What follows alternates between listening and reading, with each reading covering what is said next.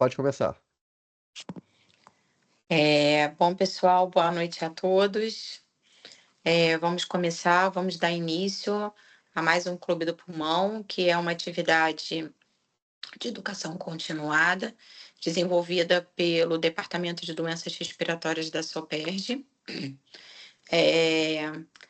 Esse mês, né, essa sessão, ela terá a contribuição do Hospital Municipal Jesus, que junto com a sua equipe irá trazer um caso para a nossa discussão. Então, em primeiro lugar, em nome do departamento e de todo o grupo de pneumopediatras do Rio, eu gostaria muito de agradecer, em nome das colegas que estão aqui presentes, a participação e o engajamento do Hospital Jesus e da sua equipe em nos oferecer a possibilidade da discussão desse caso, que eu tenho certeza que foi muito interessante, muito desafiador para vocês. E eu, pessoalmente, em nome de todo o departamento e do grupo de pneumopediatras, eu agradeço vocês trazerem aí o caso e a discussão acerca do tema para compartilhar conosco. Eu vou imediatamente passar a palavra para a doutora Adriana Paiva de Mesquita, que irá coordenar a sessão de hoje. A Adriana, ela é chefe do Serviço de Pneumologia Pediátrica do Hospital Municipal Jesus, professora da disciplina da Saúde da Criança e da Adolescência da IDOMED Estácio, membro dos departamentos de doença respiratória e de alergia e imunologia da SOPERJ, além de uma grande amiga nossa, de uma pessoa excepcional. Então, eu fico muito feliz, muito emocionada e muito grata em passar a palavra para a Adriana. A bola é com você, Adriana. Uma ótima noite a todos. Boa noite a todos. Eu também estou muito contente de estar aqui com a minha amiga de formação, né, que é presidente atual do Departamento de Doenças Respiratórias, né, junto com fazer parte desse time é uma honra e conviver com essas pessoas é uma honra maior ainda. E a gente vai dar seguimento a esse Clube do Pulmão, trazendo um caso clínico e discutindo a parte teórica após. Então, a nossa atividade vai ser dividida em duas partes, tá? E a primeira parte vai ser a apresentação do caso clínico, que vai ser feito pela doutora Renata Gogier Ferreira Silvano, que foi nossa residente, tá? E que tem uma formação muito parecida com a minha. Ela seguiu a pneumologia pediátrica e depois ela fez alergia e imunologia lá no IPPMG. E ela vai apresentar o caso clínico, tá? A Renata vai ter 30 minutos para essa apresentação, e a seguir, a minha querida colega de trabalho e amiga, né, a doutora Adriana Alvarez Arantes, que vai falar sobre corpos estranhos em vias aéreas, também tem 30 minutos. A Adriana já tem uma experiência ampla em endoscopia respiratória, ela é pneumologista e endoscopista respiratória lá do Jesus, ela é responsável pelo nosso serviço de endoscopia respiratória e é mestre em saúde materno-infantil pela Universidade Federal Fluminense. Então, cada palestrante vai ter 30 minutos, tá? Eu vou controlar as perguntas pelo chat e nós teremos, ao final, 20 minutos para discussão e dúvidas, tá bem? Passo a palavra à doutora Renata Gogier para iniciar a apresentação. Peço que fechem os microfones, por favor. Boa noite, vou compartilhar aqui a tela.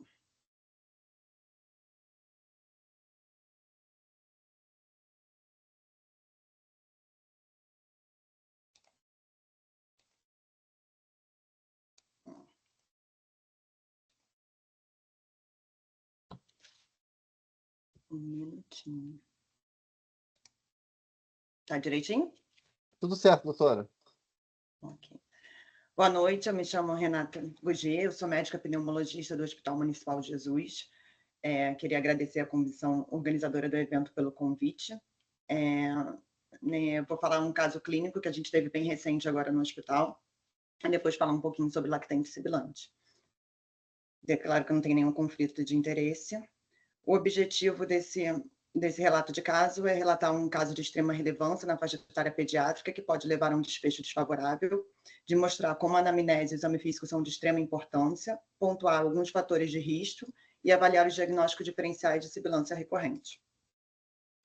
O caso é o caso de um lactente de 1 ano e 5 meses, masculino, munícipe, que mora em Campo Grande. A mãe relatava que no dia 25/5, ele iniciou um quadro de tosse e coriza.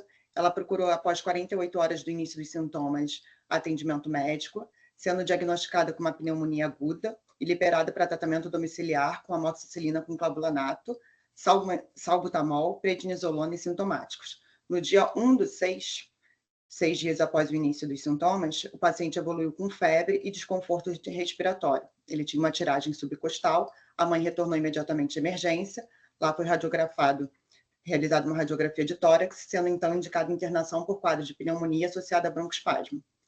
Nessa internação, eles trocaram um antibiótico de amoxicilina com clavulanato para ceftriaxone, mantiveram o salbutamol e iniciou a suplementação de oxigênio porque o paciente estava desaturando. De história patológica pregressa, ele tinha uma bronquiolite viral aguda com 5 meses. Depois desse episódio de bronquiolite, esse ano evoluiu com episódios de broncoespasmo recorrente. Ele teve um episódio em março e um episódio em abril, que necessitou do uso de broncodilatador e corticoide. E em abril desse ano, ele teve um episódio de pneumonia associada a broncoespasmo, que foi tratado com amoxicilina com clavulanato por 7 dias, e também um broncodilatador. Fora isso, ele tinha relato de uma faringite viral tratada com azitromicina. Na história neonatal, ele foi um paciente que nasceu de parto cesáreo, foi um parto induzido devido à hipertensão materna, era um parto a termo, a IG, o peso de nascimento era um bom peso, 3,45 kg, Apgar 8,9. A mãe tinha realizado um pré-natal adequado, ela tinha ido a mais de 5 consultas, ela tinha doença hipertensiva específica da gravidez e diabetes gestacional. De medicação, ela utilizou apenas a metildopamina. A criança, ao nascer, fez a triagem neonatal, que não tinha nenhuma alteração. O cartão vacinal da criança, segundo o Programa Nacional de Imunização, estava atrasado, tinha pendente a febre amarela, varicela, influenza e Covid. Da história alimentar, o paciente fez aleitamento materno exclusivo por 6 meses, ele está, inclusive, ainda em aleitamento materno. Na introdução alimentar, ele apresentou urticária após ingestão do ovo e foi mantido com dieta de exclusão. Nessa ocasião, não foi realizada nenhuma investigação e aos demais alimentos ele não teve nenhuma intercorrência. Da história familiar, ele tem pais com rinite. A irmã, que tem atualmente 4 anos, ela teve bronquiolite, mas não evoluiu com episódios de sibilância persistente. Da história epidemiológica, não tinha nada para tuberculose, nenhum contato, nada disso. Aqui enfim, é importante pontuar só que a triagem neonatal, que ele foi um parto cesáreo a termo, não teve intercorrência, tinha uma triagem neonatal sem alterações, ele estava com cartão vacinal atrasado, ele fez o aleitamento materno exclusivo, que a gente sabe que isso é de extrema importância, e ele tinha um fator de pratopia, que ele teve urticária com a ingestão do ovo. Essa radiografia, primeira radiografia do dia 1/6, é a radiografia quando ele dá a entrada na emergência. Então, a gente pode ver que é um pulmão com uma hiperinsuflação à direita, com hipoatenuação da trama, tem uma opacidade em base, que a gente não tem um perfil para dizer se era uma atelectasia, parecia um componente atelectásico ou uma condensação. Tinha uma imagem retrocardíaca também à esquerda. Quando ele vem transferido para o Hospital Municipal Jesus, ele vem para um leito qualificado, já com uma CIRAG, porque ele veio em catéter nasal de oxigênio a 2 litros, e ele mantinha essa imagem, esse distúrbio de aeração, né? Ele tinha um pulmão muito hiperinsuflado à direita, até com desvio do mediastino para a esquerda.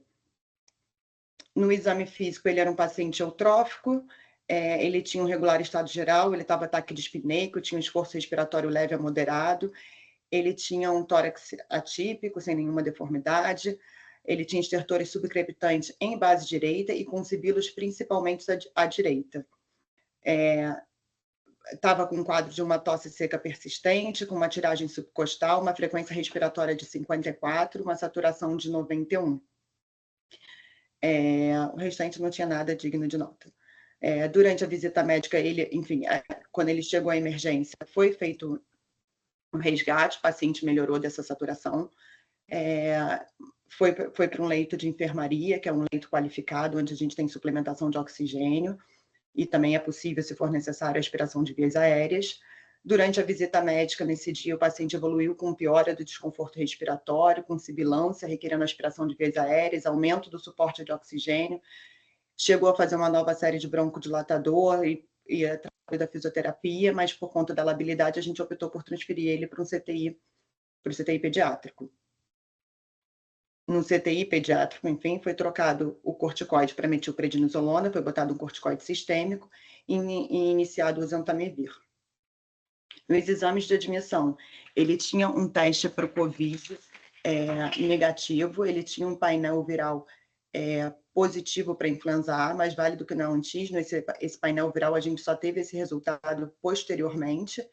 Ele tinha um hemograma tinha uma anemia, uma hemoglobina de 9,5, um hematócrito de 29,4, um leuco de 14.000, com um bastão 51 segmentados, 39 linfócitos e 9 monócitos. Um PCR de 17,5, a gasometria arterial com suplementação de oxigênio, não tinha retenção de CO2, tinha uma bioquímica normal. Então, esse paciente, depois de alguns dias no CTI, ele evolui com melhora do padrão respiratório, ele chegou a ficar 5 dias no oxigênio, fez 10 dias de antibiótico terapia, 5 dias de oseltamivir, 6 dias de corticoide, e apesar da melhora clínica, ele mantinha na radiografia de tórax esse distúrbio de areação, esse desvio de mediastino. E aí eles até questionaram no CTI, uma das dúvidas dele foi se não teria um pneumotórax desse lado, que a gente viu que a Tatiana, enfim, foi discutido o caso com a radiologista do hospital, que é a Tatiana Fazencas, e que ela falou prontamente até que não tem, porque a diferença é que no pneumotórax você não vai ter trama vascular, e nessa radiografia você tinha. Então, não era um pneumotórax, mas era uma imagem que a gente necessitava investigar melhor. Então, a gente acabou sendo indicado a tomografia de tórax. Então, o que a gente encontra na tomografia de tórax? A gente vê um enfisema de todo o pulmão direito, exceto pelo segmento medial do lobo médio e basal, anterior do lobo inferior, que encontra-se atelectasiado. Então, aquela imagem de hipotransparência em base direita era, de fato, uma atelectasia. E ele tinha focos de consolidação nos segmentos basais do lobo inferior esquerdo. Então, aqui a gente tem a imagem de atelectasia e o foco de consolidação basal. E você vê que ele é um pulmão que está desviado que o mediastino está um pouco desviado para a esquerda. No corte coronal, a gente vê que tinha uma imagem de adição no interior do bronco, ocupando quase que totalmente a luz, que é essa imagem que eu mostro aqui com a setinha, que está obstruindo a entrada do broncofonte direita, que a gente pode ver tanto aqui quanto aqui.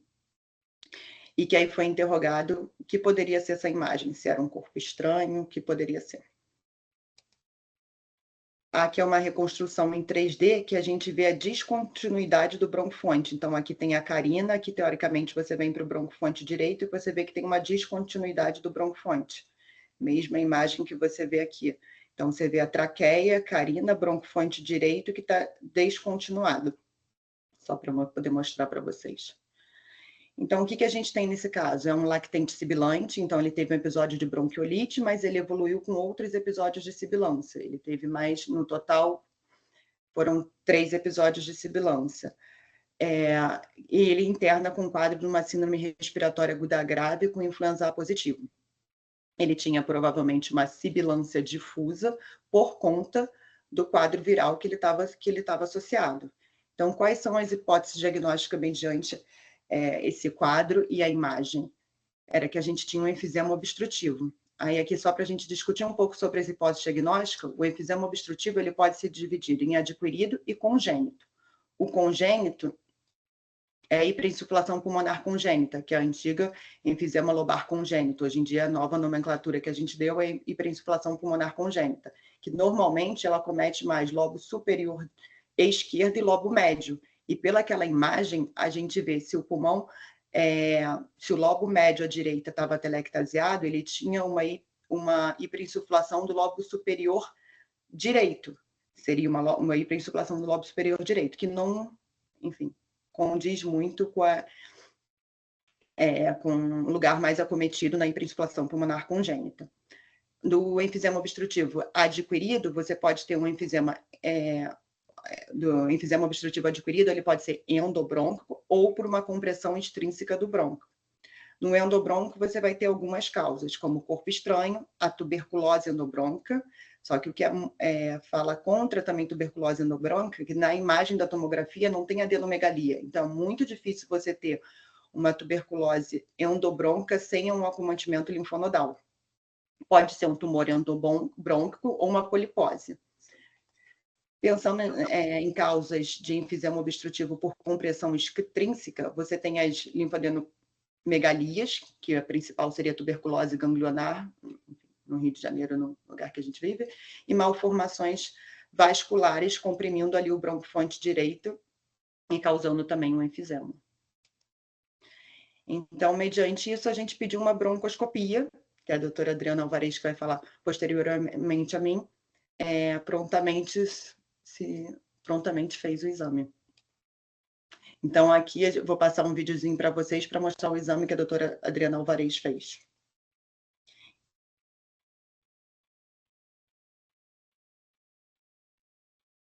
Então, aqui você tem mostrando aqui a obstrução. Aqui é você entrando na traqueia, a carina, bronquiofonte esquerdo, ela entra no bronquiofonte direito, e imediatamente a gente vê um granuloma, um tecido de granulação com corpo estranho. E aqui era o corpo estranho. O corpo estranho era uma semente de vegetal, né? Tinha tecido, isso aqui foi a impressão diagnóstica no final. Tinha um tecido de granulação ao redor. E aí depois, quando ela retira o corpo estranho, você vê que ainda tem aquele granuloma, ela olha os demais segmentos para ver se tem alguma alteração, e não tinha nenhuma alteração. Então, o laudo da broncoscopia era de presença de corpo estranho, de aspecto amarelado na entrada do bronquiofonte direito, com formação de tecido de granulação em parede lateral direita e esquerda na mesma topografia. Ele foi retirado através de broncoscopia rígida, mais pinça de amendoim, e observa-se hiperemia e edema de moderada monta na mucosa direita, sem outras alterações expressivas à esquerda.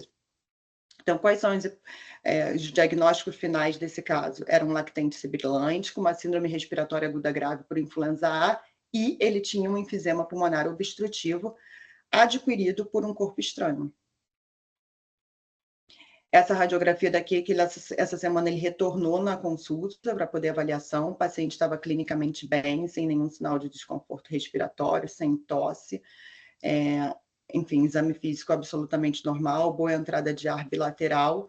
A gente vê pela radiografia de tórax que aquele distúrbio da aeração já está melhor. Enfim, ele ainda mantém uma imagem de atelectasia do lobo médio aqui à direita, mas o distúrbio de aeração melhorou. Então, falando um pouquinho agora sobre lactente sibilante. Então, para a gente fazer a investigação do lactente sibilante, é sempre importante você juntar a anamnese com o exame físico, para você direcionar quais exames você vai pedir, para não sair pedindo vários exames. Então, isso daqui é só um quadrinho para mostrar que a anamnese e o exame físico vão ser fundamental para o diagnóstico, e aí, de acordo com os exames que a gente pedir, o diagnóstico que a gente fizer, a gente vai instituir qual o tratamento, se vai ser corticoide inalatório, enfim, dependendo se for um lactente sibilante, se a gente vai usar broncodilatador nas crises, enfim, uso de leucotrienos, se for um caso, se a causa for uma tuberculose, tuberculostático, enfim, ou se for alguma outra doença, tratamento específico para essa doença. Aqui eu botei um quadrinho para mostrar só alguns diagnósticos diferenciais de sibilância na infância. Então, você tem algumas doenças congênitas, algumas desordens viárias superiores, que no caso de hoje a gente viu um corpo estranho, na verdade que era viária inferior, né? Um corpo estranho viária inferior, que era no bronquiofonte direito, fazendo um enfisema lobar. Você tem algumas doenças infecciosas e pós-infecciosas, e também tem as síndromes compressivas, que foi tudo comentado anteriormente. aqui é falar como a gente trata. Então, assim, a partir do que a gente tem, que é um lactente sibilante, qual a dose de corticoide inalatório a gente vai fazer? Então, a gente tem que sempre lembrar, essa tabelinha é uma tabelinha do GINA, fazer a menor dose que controla a crise da criança.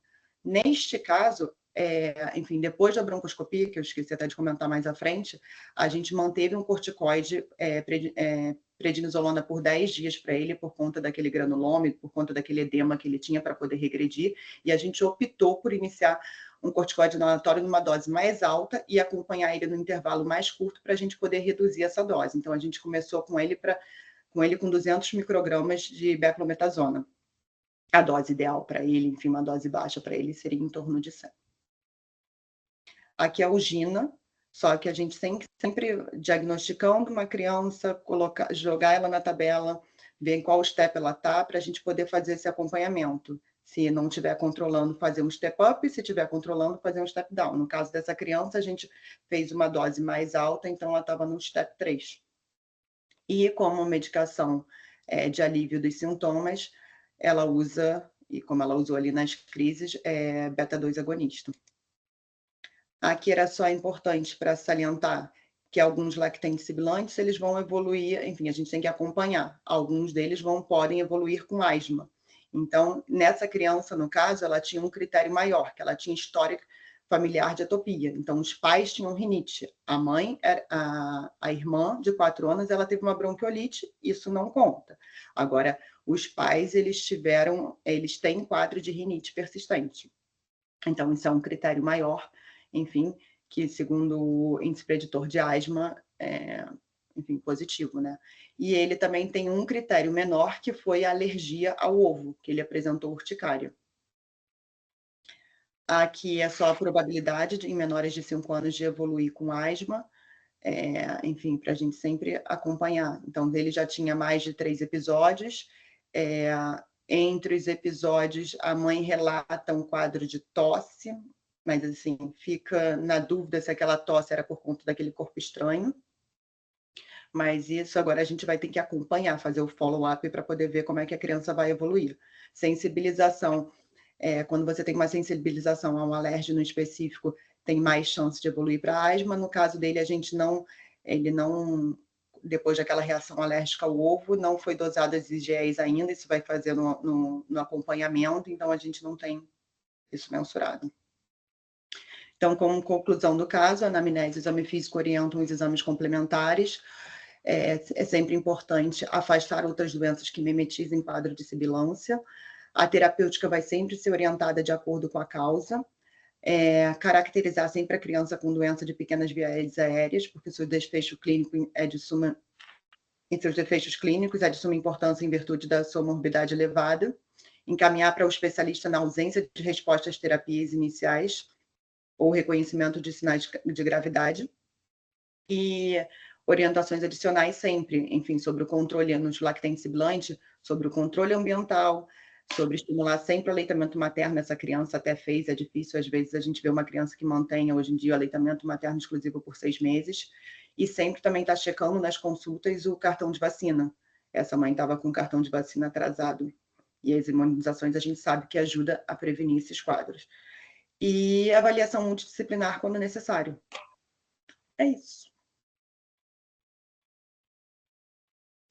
Agora eu vou passar a palavra para a doutora Adriana Álvares. Tá? E agora eu vou passar a palavra para a Adriana. Selecionar. Me ajuda aqui.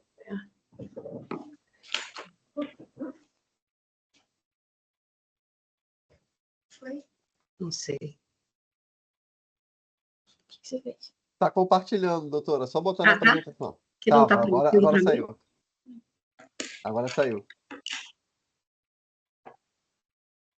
Porque tem que colocar. Aqui. Aí tudo isso. Tudo isso. Vai ser. Perfeito, doutora. Tá ótimo. Boa noite a todo mundo. É um prazer gigantesco estar aqui com vocês. Eu agradeço imensamente a Soperge, na figura da doutora Patrícia Barreto, pela oportunidade de falar de um tema que para mim é fascinante, que me encanta desde os meus primórdios da medicina. Então, fica aqui meu agradecimento. Aspiração de corpo estranho. Minha aula está um pouquinho extensa, eu vou correr aqui um pouquinho, mas eu espero que eu consiga passar aqui para vocês.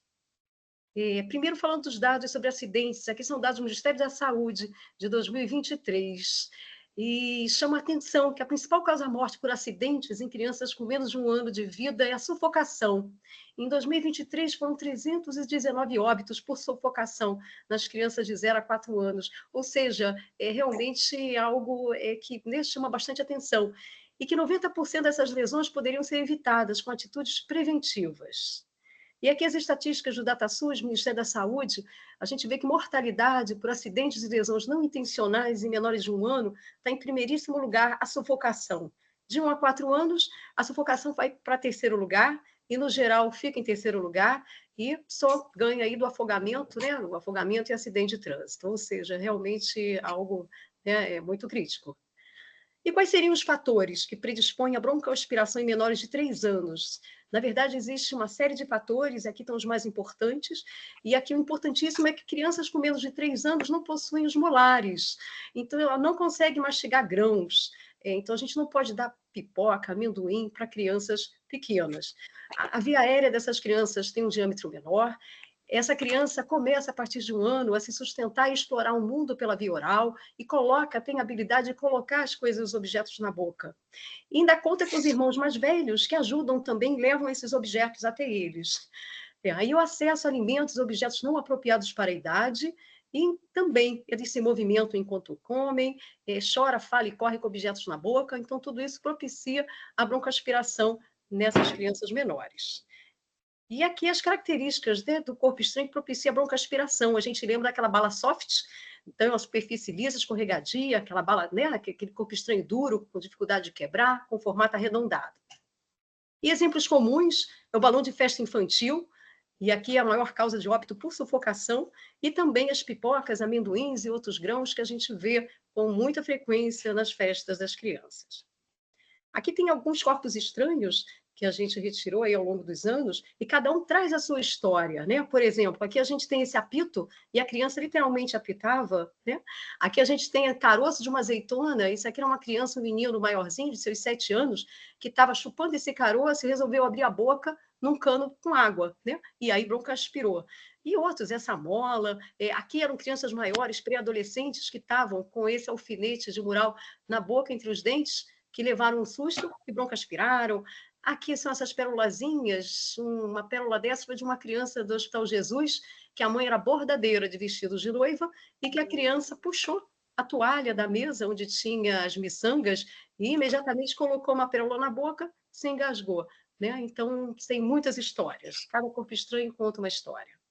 Eu trouxe para vocês um pouquinho da estatística do nosso hospital. Foi um total de 1.372 exames realizados no período de 20 anos. Na verdade, 13 corpos estranhos foram retirados, que corresponde a 1% dos exames.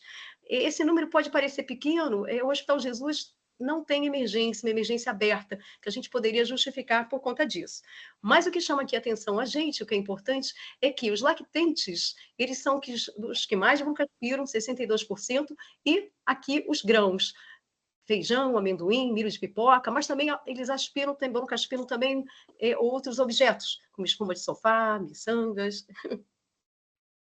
Eu trouxe aqui para comparar uma estatística da rede privada, que foi um quantitativo muito próximo ao do Hospital Jesus, de 1.312 exames, num período de 6 anos, mas que, na verdade, o que a gente conseguiu aqui foram 20 corpos estranhos. É uma estatística de 8 hospitais da rede privada com emergência aberta pediátrica. Isso chama atenção, porque essas crianças, então, não broncoaspiram tanto assim, né? E eu fico aqui com a ideia de que, de repente, essas crianças morrem antes de chegar ao hospital, uma obstrução total das vias aéreas.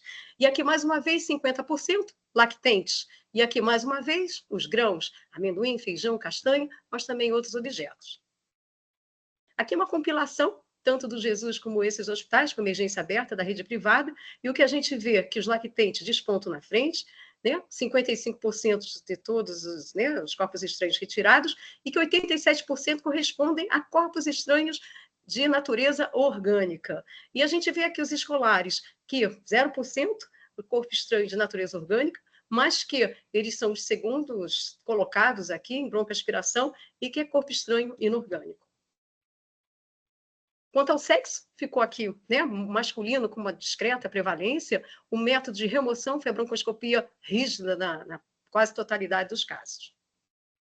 A localização, o que está em preto é a nossa estatística e o que está em vermelho é a literatura. Então, a gente vê que a árvore bronca direita é o local onde esse corpo estranho mais se aloja, e aqui tem justificativas anatômicas. A gente pode verificar que o brônquio-fonte esquerdo ele é mais aqui horizontalizado, e o direito ele fica mais aqui ao comprido. Então, o corpo estranho tem uma tendência maior de se alojar aqui, mas ele também escorrega às vezes aqui para o brônquio-fonte esquerdo, e não é em poucas vezes. Isso aqui é um trabalho muito bonito do Pediatric Pulmonology, que foi publicado em 2017. Foi uma enquete feita em todos os centros europeus que realizam broncoscopia pediátrica. E foi um total de 198 centros. E uma das perguntas era sobre as indicações mais frequentes da broncoscopia. E aí a gente vê que a suspeita de aspiração de corpo estranho foi a primeiríssima. E 144 centros colocaram ela como entre as indicações mais frequentes. E os fatores envolvidos, né? Na verdade, a apresentação clínica vai depender de alguns fatores, entre eles o grau de obstrução das vias aéreas, a idade da nossa criança, as características e localização desse corpo estranho e o tempo transcorrido. E vai desde uma suspeita clínica de aspiração de corpo estranho, que pode a gente ficar muito na dúvida, até uma emergência, que pode levar a um desfecho fatal. Que é a obstrução total das vias aéreas, uma emergência médica, em que a criança é incapaz de tossir ou falar. E aqui as manobras para desobstrução das vias aéreas do BLS têm que ser feitas com urgência. E quais seriam essas manobras? Que são manobras que todos nós temos que saber, e não só saber, disseminar, porque é uma manobra que pode salvar a vida. E é melhor a gente saber e não precisar, do que precisar e não saber fazer. E aqui a clássica manobra de Heimlich, que é usada nas crianças com mais de 1 ano de vida, em que a gente abraça a criança por trás, a criança ou o adulto, e a gente posiciona a nossa mão entre o umbigo e o apêndice tifoide. E a gente vai fazer uma pressão de baixo para cima e de fora para dentro. O objetivo é de aumentar a pressão abdominal e essa pressão seja transferida para o tórax, e essa pressão no tórax desloca esse corpo estranho para a boca. E com isso a gente consiga desobstruir a via aérea dessa criança. As crianças com menos de 1 ano de vida são os clássicos 5 tapinhos nas costas e 5 compressões torácicas, que a gente vai fazendo até que a gente consiga desobstruir essa criança. E na suspeita de aspiração de corpo estranho, né? O que é importante na avaliação inicial desse nosso pequenininho? 3 coisas são fundamentais. História. E na história, a gente tem que perguntar, teve história de asfixia? Teve história de engasgo? Esse é muito importante, porque algumas vezes o responsável não dá a devida importância, mas a história existe, claro. Então, a gente tem que perguntar.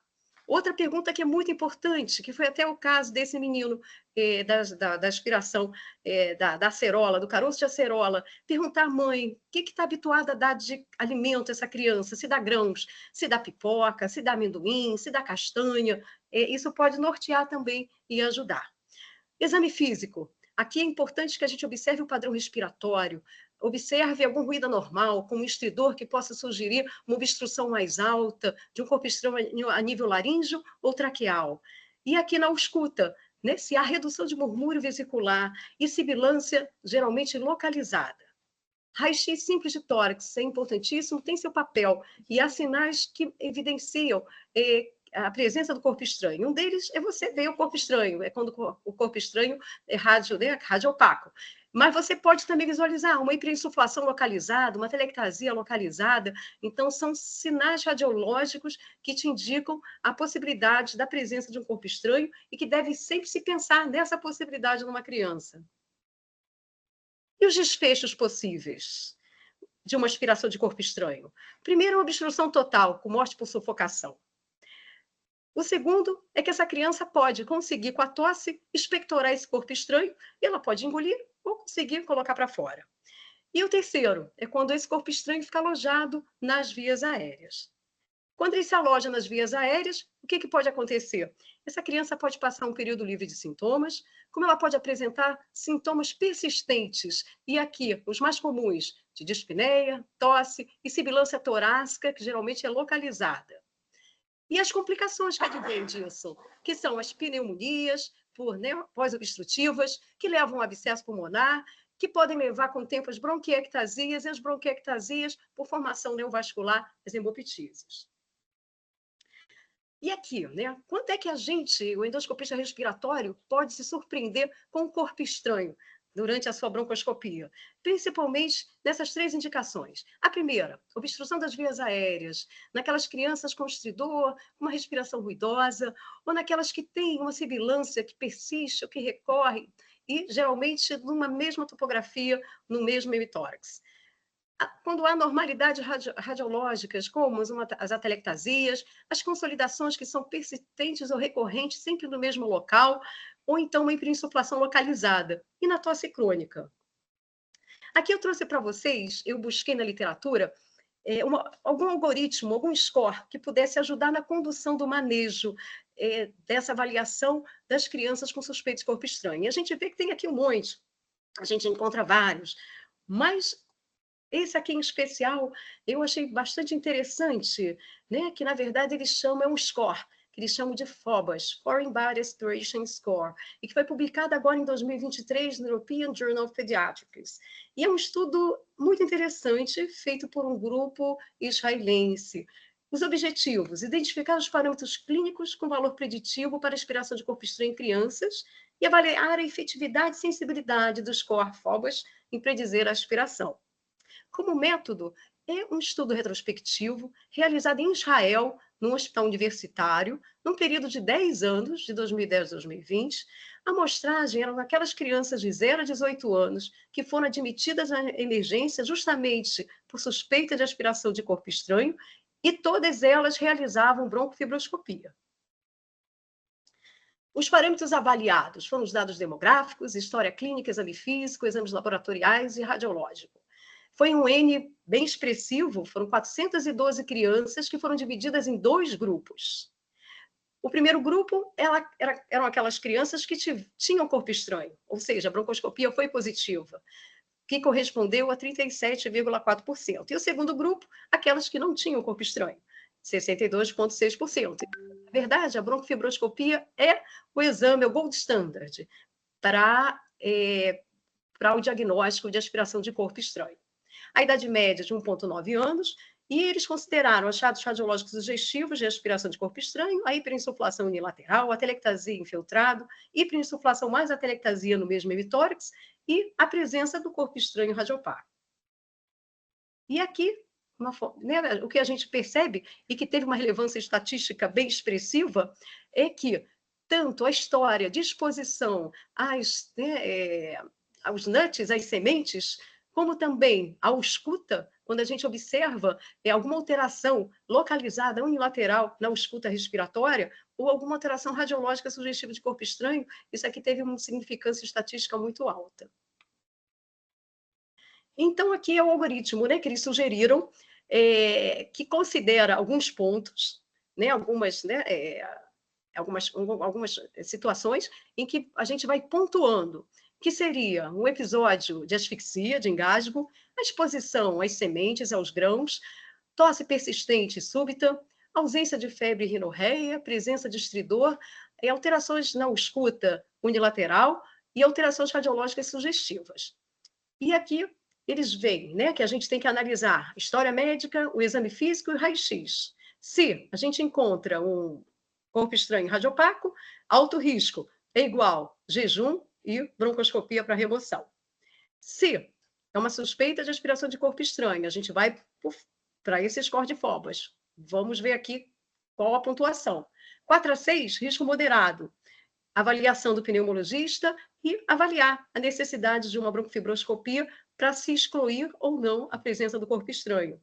E quando a pontuação é baixa, de 1 a 3, baixo risco, se considera a liberação da criança, mas sempre com acompanhamento. Caso apareça sintomas respiratórios, ela passa a ser uma criança de moderado risco para aspiração de corpo estranho, tem que ser vista por um pneumologista e avaliar a realização de uma broncofibroscopia. Esse score, esse mesmo grupo, em 2024 agora, eles publicaram no European Journal of Pediatrics a validação desse algoritmo. Então, para quem tiver interesse, é bem bacana. Eu trouxe aqui outro artigo também para vocês, que foi publicado esse ano, na Otorrinolaryngology Head and Neck Surgery. E, na verdade, é uma revisão sistemática de meta-análise da tomografia nas crianças com suspeitas de corpo estranho. Os objetivos desse estudo foram avaliar a sensibilidade e especificidade da TC de tórax no diagnóstico das crianças suspeitas de aspiração de corpo estranho e determinar se a TC de tórax pode diminuir a necessidade de broncoscopia diagnóstica.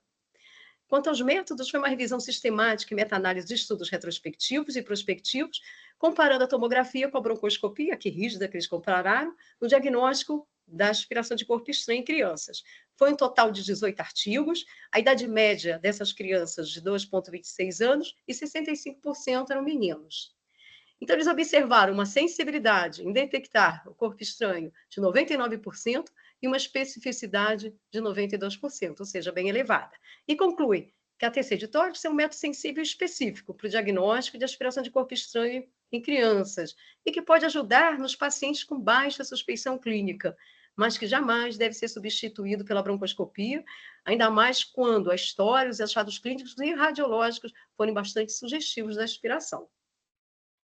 E eles propuseram aqui um algoritmo também que eu achei bem interessante, que no caso de suspeito, né, de aspiração de corpo estranho, se essa criança, a gente imagina que é uma localização laringotraqueal, que é de extrema gravidade, uma obstrução alta, e essa criança está com estridor, está com desconforto para respirar, que é assim que se manifesta, ou tem alguma instabilidade respiratória ou cardiovascular, tem que ser submetida a uma broncoscopia com urgência, para remoção desse corpo estranho. Se não, a gente vai perguntar, procurar saber se houve algum evento de asfixia, como é que é o exame físico dessa criança e como é que é o raio-x simples de tórax.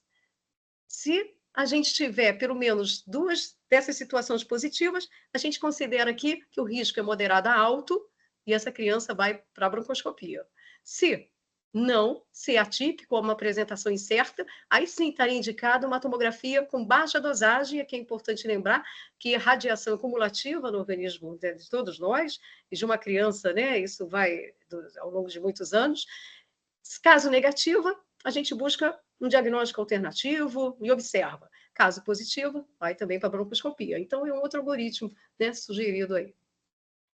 Quanto à abordagem terapêutica, broncoscopia rígida e a flexível, na verdade, tem crescido muitos estudos sobre a broncoscopia flexível, mas tanto a sociedade europeia quanto a americana ainda consideram a broncoscopia rígida o método mais seguro. E a verdade é que ambos são complementares, mas em crianças, quanto menor a criança, mais segura é a retirada com a broncoscopia rígida. E isso aqui gera um certo, né, conflito, e aqui é um grupo, é um trabalho de um grupo alemão que fez, né, uma enquete entre os centros alemães, né, que realizam broncoscopia pediátrica, justamente para saber, né, como é que era isso de tirar só com broncoscopia flexível, né? E aí houve um questionamento, e a conclusão que eles chegaram, né, que provavelmente é um treinamento mais difícil da broncoscopia rígida, né? E é você tem que ter, né, no teu hospital ali, né, no teu serviço, a broncoscopia rígida disponível. Então, por conta disso, que talvez tenha esse enfoque da broncoscopia flexível para retirada de corpos estranhos em crianças. E a verdade é que são complementares. Ambos têm vantagens e desvantagens. As vantagens da rígida é poder manipular o objeto com ampla variedade de fórceps, melhor controle das vias aéreas e melhor visualização. E da flexível, a gente consegue, com o aparelho flexível, alcançar a via aérea mais distalmente, mas tem o risco de deslocamento do corpo estranho e você pode ter dificuldade técnica na remoção desse corpo estranho.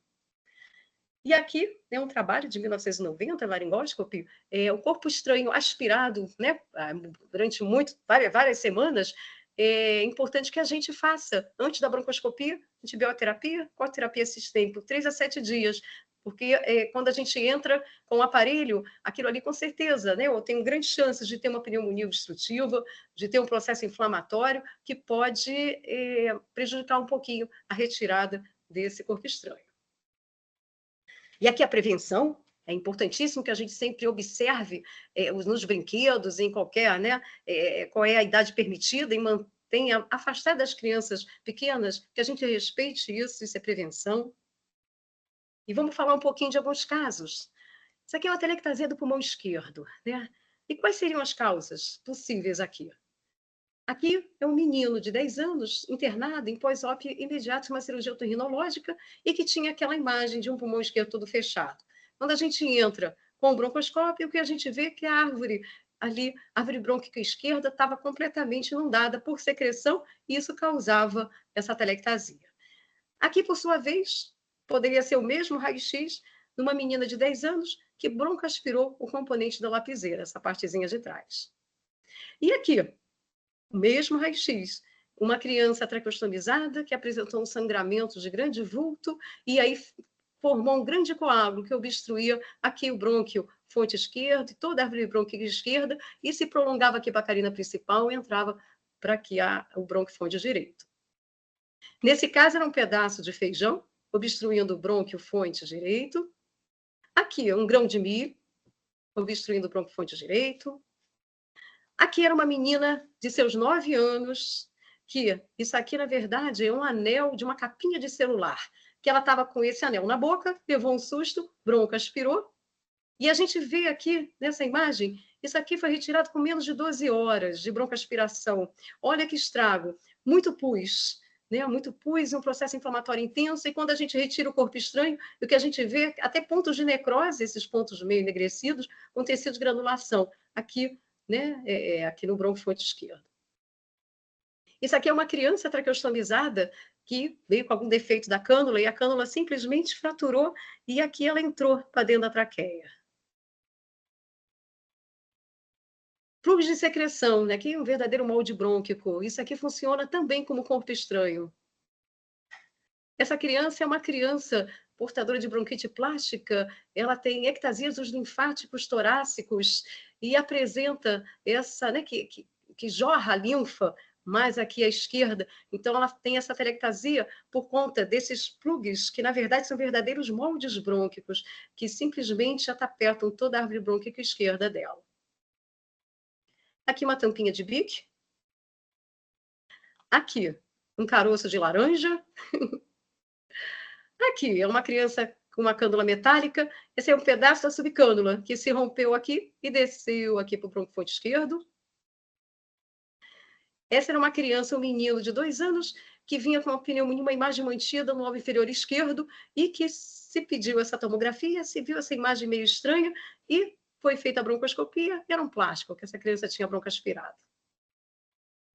Um brinquinho, um amendoim no broncofonte direito.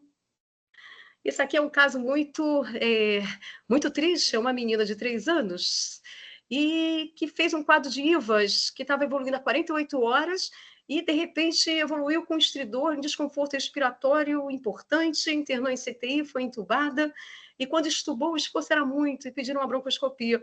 Isso aqui simplesmente é cartilagem cricoide, aqui no lúmen subglótico. E vou mostrar agora para vocês aqui um videozinho que eu fiz compilando alguns casinhos. Vamos lá. Aqui a menina do anel do celular, dentro aqui do bronquifonte direito. A gente vê aqui o estrago, né, que esse corpo estranho aqui alojado fez. Muita secreção purulenta, um edema.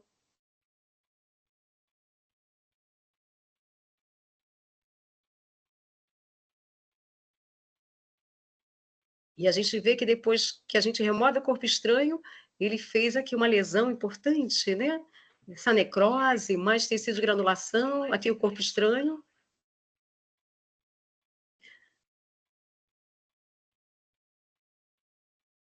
E aqui é isso aqui. O segundo caso é um um grão de feijão, você vê que está brotando aqui já, ou seja, ele brota mesmo. Grão de milho, bronquifonte direito. Aqui a gente está entrando pelo bronquifonte direito, bronco de lóbulo superior, bronco intermediário, e a gente se depara com essa coisa estranha, preta, e aqui expus, vê que tem bastante secreção purulenta, essa criança provavelmente tinha uma pneumonia pós-obstrutiva, e era feijão, aquele bronco aspirou, aqui na pirâmide basal, à esquerda, à direita. Essa criança aqui, castanha, eram pedacinhos de castanha, a mãe é uma menina de 1 aninho, que a mãe dava castanhas para essa criança comer, e se engasgou. Isso aqui é uma criança traqueostomizada e que a mãe limpava a traqueostomia com cotonete. E aí o algodão do cotonete caiu, né? E migrou aqui para o brônquio do lobo inferior direito. E esse é o casinho de hoje da gente, que a tomografia mostrou essa coisa meio estranha dentro aí do bronquifonte direito, e o que a gente vê é isso aqui, o corpo estranho aqui já formando, que já devia estar um tempo lá, formando esse tecido de granulação, e aqui provavelmente ia fechar esse tecido aqui, e a remoção ia ser muito difícil, a posteriori. E aqui eu trouxe para vocês também um videozinho muito bacana, que me emociona sempre que eu vejo, e eu achei que valia a pena trazer. Era um pouco mais de 9h30 da noite quando o sargento Walter atendeu uma ligação. Sr. Walter, a criança virada com o rosto para baixo, com uma das mãos no tórax dele e as perninhas da criança vai ficar entre os seus braços. O senhor vai realizar 5 pancadas entre as escápulas dele, para que possa desobstruir o leite que está engasgado. O resgate está a caminho, só fica na linha para que a gente possa pegar mais dados e orientar o senhor aí. Passado o susto, foi o momento do bombeiro conhecer a família que pediu socorro. Logo na entrada da casa, viu de perto a garota. Essa que é a Sofia. Sofia?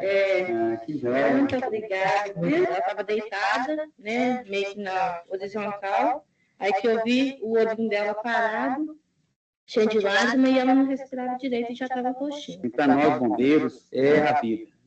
Para a gente, o que importa, não existe medalha, não existe dinheiro, a recompensa de ver a família bem. Muito obrigada.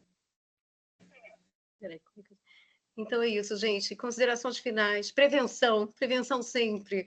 Que a gente dissemine essas manobras de desobstrução das vias aéreas e que a gente oriente os responsáveis pelas crianças, que a gente não deve dar amendoim, pipoca, salsicha, uva, né? Que as pessoas dão uva para a criança, isso escorrega, é superfície lisa, arredondada. Então, a gente tem que ter esse intuito, né, de levar as pessoas à ideia da prevenção.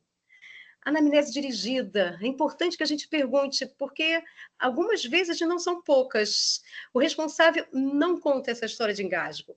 Então, a gente tem que esmiuçar, a gente tem que, de fato, querer perguntar. Hábitos alimentares, também é muito importante, a oferta de grãos aos menores de 4 anos.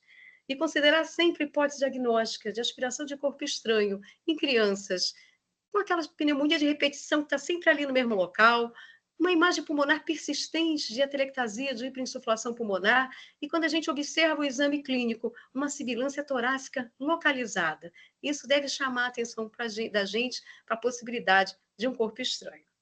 E aqui, o sorriso que a gente quer das nossas crianças, com esses dentinhos ou na boca ou fora dela, jamais nas vias aéreas. Muito obrigada. Como é que eu faço aqui? Nossa, muito boas 2 apresentações, tá? Fiquei muito contente.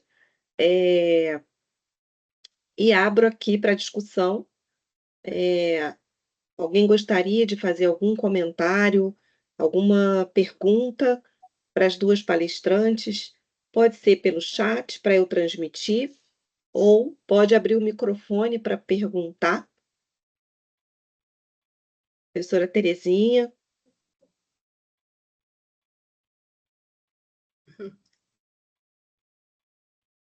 Não? Adriana, você tem algum... Eu gostaria de fazer alguns comentários, mas já que a Adriana acabou de dar aula, eu gostaria de perguntar sobre o papel da broncoscopia virtual na questão da investigação do corpo estranho, que você comentasse um pouquinho com a gente a respeito. A broncoscopia virtual, uns anos atrás, né, ela passou por uma fase assim de muito entusiasmo, né? Mas, na verdade, ela tem algumas grandes desvantagens, e por conta disso eu acredito que não tenha ido muito à frente. E a primeira grande desvantagem é que você pode até observar a possibilidade de ter um corpo estranho, mas não tem como retirar com a broncoscopia virtual, né? E fora isso, você não consegue diferenciar muito, né? Às vezes é secreção, é plugue de secreção, e a gente não tem, com a broncoscopia virtual, como definir muito bem que corpo estranho é aquele. E fora isso, a radiação que você faz na criança, você tem que ter um aparelho que faça a reconstrução, então tem que ser um bom aparelho, você tem que ter um profissional que saiba realizar, não é simples você reconstruir fazendo uma endoscopia virtual, então são uma série de coisas, e por conta disso, hoje o que se faz é a tomografia mesmo com reconstrução da via aérea em situações de dúvida diagnóstica, para não submeter essa criança a uma broncoscopia, que é um método invasivo, com anestesia geral, né, de uma forma desnecessária, né? Mas é lindo, não sei se vocês já viram, a broncoscopia virtual é muito bacana. Então, assim, como a Renata, né, agora voltando à situação, a apresentação do caso requer o quê? Né, as mensagens que a gente quer colocar aqui como pediatra, né, como pneumopediatra. Primeiramente, a questão da prevenção de acidentes na infância, como as duas palestrantes colocaram, né, sobre a introdução alimentar, sobre quais alimentos os pediatras devem orientar as famílias. A gente cansa de ver em locais públicos lactentes se alimentando com determinados alimentos que são absolutamente inadequados para a idade deles, e brincando com determinados brinquedos que não tem absolutamente nenhuma possibilidade, né, deles estarem com aquilo, então aumentando o risco. E aí, na verdade, a gente vê que a anamnese ela é tudo.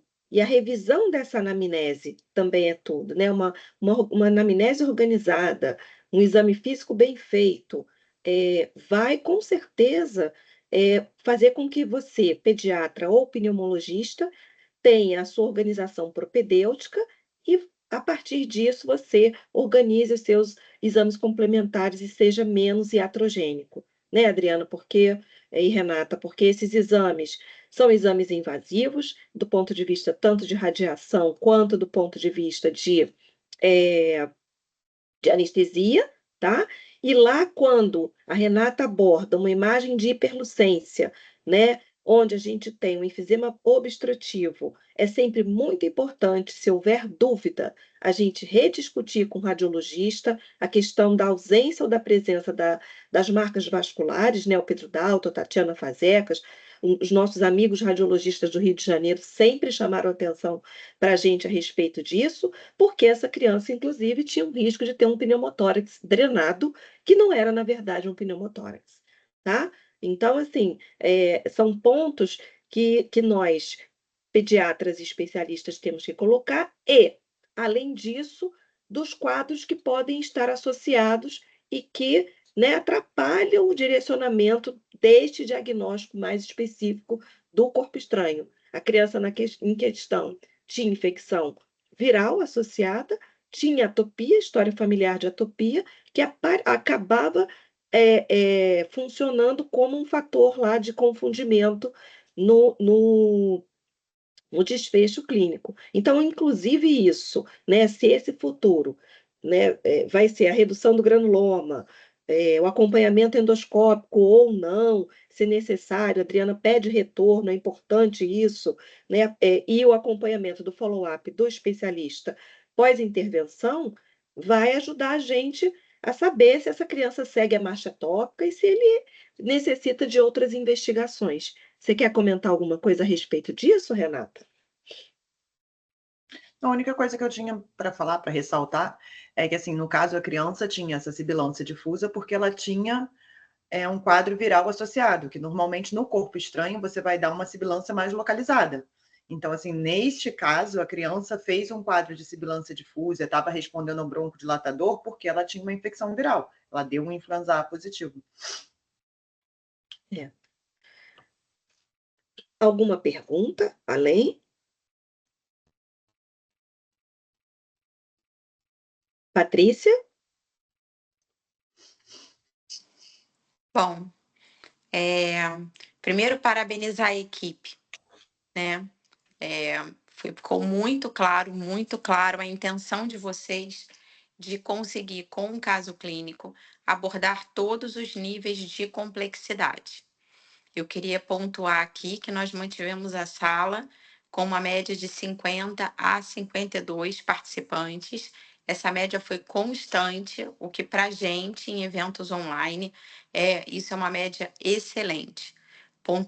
Também vou pontuar aqui que nós tivemos colegas, desde especialistas até pediatras gerais, bem como residentes de pediatria e pneumologia pediátrica em formação. Então, algumas considerações, né, em relação a isso, é a importância da gente ter a preocupação de construir uma atividade de forma que a gente consiga contemplar todos os níveis hierárquicos que vão, em algum momento, poder acolher, vão estar expostos a ter que acolher essa criança durante um atendimento. Então, eu gostaria muito de parabenizar tanto a Renata quanto a Adriana, porque vocês se preocuparam em, diante desse assunto, dar toda a visão, desde o acolhimento na emergência até o acolhimento na especialidade, e uma forma interessante de conduzir o caso. Algumas considerações que eu queria fazer em relação ao caso, e até colocar aqui para discussão. A primeira delas, a Renata citou um dado muito importante, né? A criança tem aspiração de corpo estranho, a não ser que esse corpo estranho ele tenha acabado por invadir mais do que um segmento, né, em pulmões diferentes, ou seja, eu tenho uma aspiração de um corpo estranho que aconteceu por mais de um objeto, por mais de uma partícula, e que foi para ambos os pulmões, o que isso é extremamente incomum, né? O que, se a Adriana quiser depois, inclusive, fazer uma consideração sobre isso, são eventos raros, até frutos de relatos de caso, né? De case report em periódicos, porque é extremamente raro. Eu e a Adriana tivemos um caso lá no Hospital de Bom Sucesso, que foi uma aspiração, um corpo estranho intratraqueal de uma semente de abil. Esse diagnóstico ele foi tardio, essa criança vem transferida do interior com um quadro de mal asmático, passa por 2 UTIs no Rio de Janeiro, uma primeira e depois transferido lá para o Hospital Federal de Bom Sucesso. Essa criança ela faz um enfisema subcutâneo, porque a semente de abil hidrata, ela perfura a traqueia, essa criança faz um enfisema subcutâneo e ela sobe após a alta, né, para a enfermaria, e a mãe relata, esse menino chega trazido de maca, sentado com 90 graus, a maca inclinada, quase 90 graus, e ele ainda tinha travesseiro e anteriorizava o pescoço.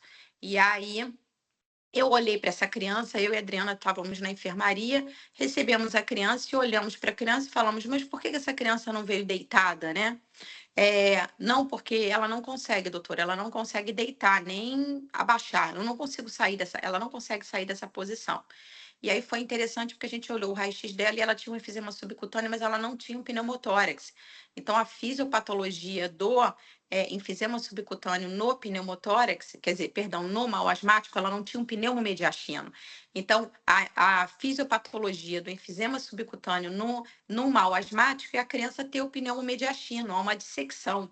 E ela não tinha pneumomediastino, mas tinha um enfisema subcutâneo e a anteriorização de toda a via aérea superior. E aí, na época, a gente entrou em contato com o Dr. Guilherme Millard, nosso mentor, né? Uma pessoa que nos ensinou muito, né? Uma das referências, eu tenho certeza absoluta, a nossa maior referência em endoscopia respiratória. E ele falou daquele jeito que falava sempre, né? Ô, Patricinha, isso aí é um corpo estranho intratraqueal. Você liga para o serviço do Dr. Luiz Fernando Pires de Mello. Doutor Luiz Fernando é que fez a endoscopia respiratória dessa criança, junto com o doutor Marcelo. E aí, na hora que foi retirar a semente de abil, Adriana, a semente ela estava muito deteriorada, o processo inflamatório era muito grande, essa criança praticamente foi para traqueostomia, ela ia evoluir para insuficiência respiratória aguda e parada cardiorrespiratória, porque o corpo estranho só crescia e a perfuração aumentava. E a semente esfacelou, o que eles diziam que era o que de pior podia acontecer na endoscopia, quando tentou tirar um pedaço da semente, esfacelou em 2, e aí uma foi para o bronquiofonte direito, outra foi para o bronquiofonte esquerdo. Aí eles ainda brincaram, realmente é um caso complicado, mas graças a Deus saiu tudo bem. Então, assim, a não ser casos raríssimos como esse, a Renata citou, pontuou corretamente que a aspiração de corpo estranho, quando leva a sibilância, ela normalmente é unilateral.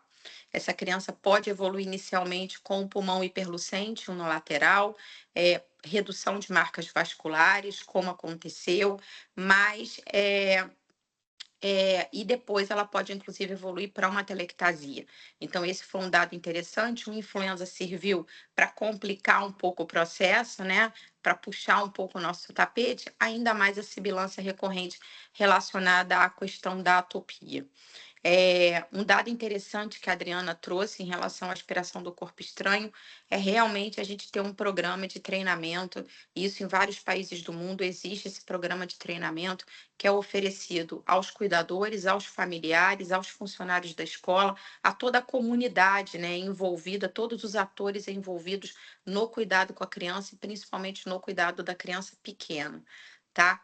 Então, assim, parabenizar o caso, foi excelente, excelente as considerações, excelente a aula.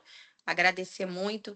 Queria pontuar um dado, né? Nós temos aqui conosco hoje, aqui no grupo, uma aniversariante, é a professora Terezinha Martiri. Eu não sei se ela ainda está na sala, mas de qualquer maneira eu queria pontuar, dando parabéns a ela. Todos do grupo desejam muita saúde, muitas alegrias. E ela estava aqui conosco até bem pouco tempo, até alguns minutos atrás. Não sei se ela ainda está, mas hoje é o aniversário dela. Muita saúde, muita prosperidade. É isso, Adriana. Então eu passo para você e muito obrigada mais uma vez em nome de todo o departamento. Eu posso fechar o evento, Patrícia? Então, queria agradecer muito o convite em nome da nossa instituição, que a gente está recompondo a nossa equipe de pneumologistas, né, com pneumologistas mais antigos, que somos nós, eu, Adriana, e os pneumologistas júniores que estão chegando no nosso serviço. Então, isso vai enchendo a gente de gás e de vontade de estudar, tá? E agradecer ao número de pessoas que ficaram aqui nos assistindo até agora, nessa noite de outono, tá? E grata por estar aqui com vocês, tá? Estou muito feliz pela oportunidade, tá, Patrícia? E Obrigada, ao também. departamento. Muito obrigada. Parabéns, A professora Terezinha. está aqui, ó. Tudo de bom. Parabéns, professora. Parabéns. Tudo de bom. Muita saúde. Então, vou fechar a sessão, agradecendo aos palestrantes e a todos que estão aqui, desejando a todos uma ótima noite. Obrigada, igualmente, Adriana.